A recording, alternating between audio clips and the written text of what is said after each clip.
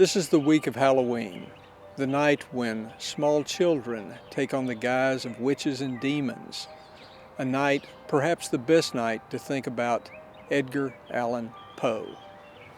Poe is an American original, a tormented genius who helped develop two literary mainstays, the detective mystery and the short story.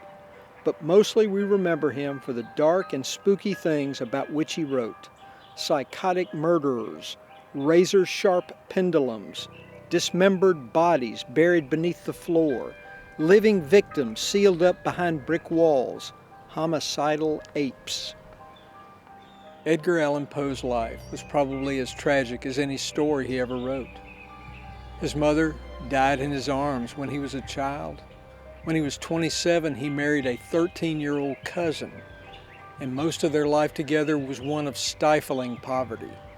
He tried the best thing he knew how, writing, working as a journalist and as a poet. And then there's the mystery of his death. He was found, the legend says, in a Baltimore gutter, wearing someone else's clothes. Not so with his Augusta cousin, and we'll talk about him when we come back.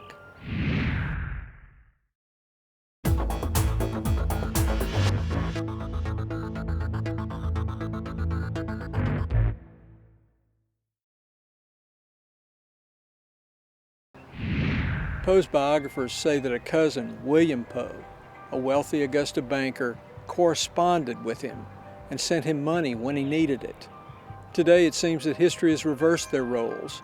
Almost no one has heard of William Poe, the Augusta banker from the 1800s, and almost everyone knows the creator of the American short story and its first horror fiction writer. William, now forgotten, enjoyed prosperity in Augusta. His cousin, now the well-known writer, died in poverty he could not seem to escape.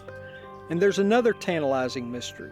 We know from Poe's correspondence that he mentions traveling in the Deep South. He just doesn't say where or when.